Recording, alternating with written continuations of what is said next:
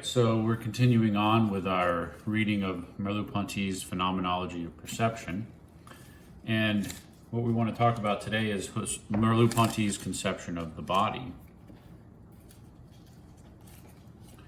So he takes off the heels of Husserl. We talked about Husserl on embodiment, but Merleau-Ponty does quite a bit more. I like to think of Merleau-Ponty as an extension of Husserl's thoughts on this matter. So he takes everything Husserl had and brings it into new directions. So Husserl's phenomenology was obviously a method for reflecting on our experience and asking about the sense of our experience, how the sense of the world is constituted. Husserl was very concerned with the sense of the material world, how our sense of physical things is constituted, how our sense of our location in space is constituted, how our sense of other people is constituted. And he made note of how our sense of all that depends in some way on the body, on the way that objects relate to me via my body. So Merleau-Ponty fixes on that latter idea about how the world is related to my body. And he says that the body fully generates our pre-theoretic sense of the world. So before we ever start thinking and making scientific accounts, we have this pre-theoretical familiarity with the world. And in this way, we're always being in or being toward the world. There's never an experience in which we're not already embedded in the world, not already familiar with this sort of embedment. And the pre-theoretical familiarity is not primarily an epistemic contact with the world, but rather a way of moving around in it, a way of acting freely in it.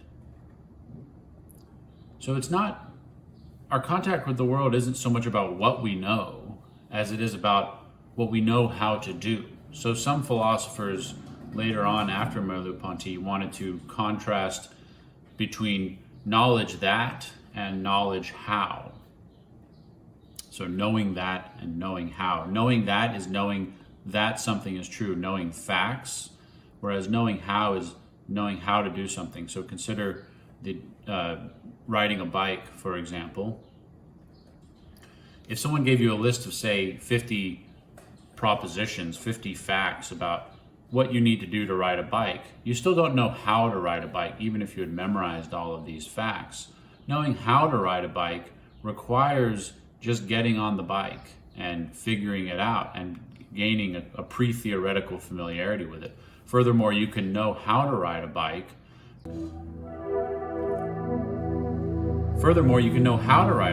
Without knowing any facts about bikes at all. You might not be able to explain to someone how to ride a bike, even though you know how to. So this is actually a well-known phenomenon in athletes, many of whom are very, very good at what they do, but aren't very good coaches because they don't have much knowledge but they have a lot of knowledge how. So for Merleau-Ponty, knowing how to do something is more fundamental than knowing that or knowing facts. And all of our knowing how to do things is generated through the body. So Merleau-Ponty describes our bodily being in the world like this. We exist in the world, and the world calls out for our movements. Just the way when you see a bike, it calls out for being ridden. The world calls out for our movements in the way that a melody calls out for its resolution. Beginning few notes of a melody lead us into wanting it to be resolved. And similarly, the world leads us into interacting with it in a particular way through our body.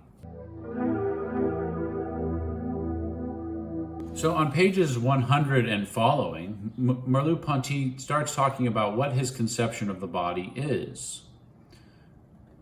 So if we're in the world through our body, what is the body? Well, first of all, we need to carry with us Husserl's distinction between the lived body and the physical body. So one thing that we can say for sure is that what Merleau-Ponty has in mind is the lived body and not the physical body. But Merleau-Ponty has a lot to say about what the lived body is. And this he For this, he uses the term body schema, which you'll find at the top of page 101. The body schema is an implicit, intentional arc that sees to it that my surroundings have a sense. So remember, a crucial lesson from Husserlian phenomenology is that the explicit content of our experience is far outstripped by the implicit horizon of our experience. So by calling the body schema an implicit horizon, what Merleau-Ponty has in mind here is that it's not just the explicit representation of our body as an object, but its set of possibilities. And what are the possibilities for the body? Well, it's possible movement. So let's go over again the idea of a horizon. Here I'm looking at a coffee mug, and I have an explicit representation of only one side of the coffee mug. But far more than what is explicitly represented is in my experience. That is, there's an implicit horizon. The back side of the mug is also somehow figuring into my experience. Only a small part of our experience is captured by the explicit content or the explicit objective representation. I have an explicit objective representation of one side of the thing, but most of our experience is pushed out into the absent horizon, and we could or we can bring those elements that are pushed out into the absent horizon into our explicit experience.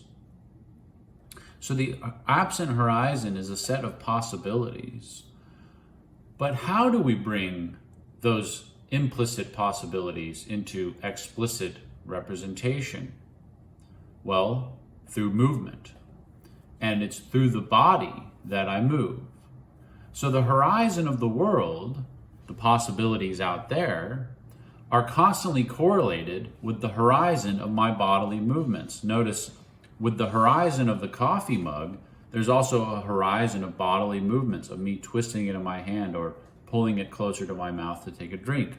So for all of the horizontal elements of the world, there's a horizontal element of my body, a set of possible bodily movements that correspond with what part of the implicit horizon of the world would be revealed if I carried that movement out. Now, all that is to say that the body has a horizon, and it's the horizon of the body that Merleau-Ponty is primarily interested in.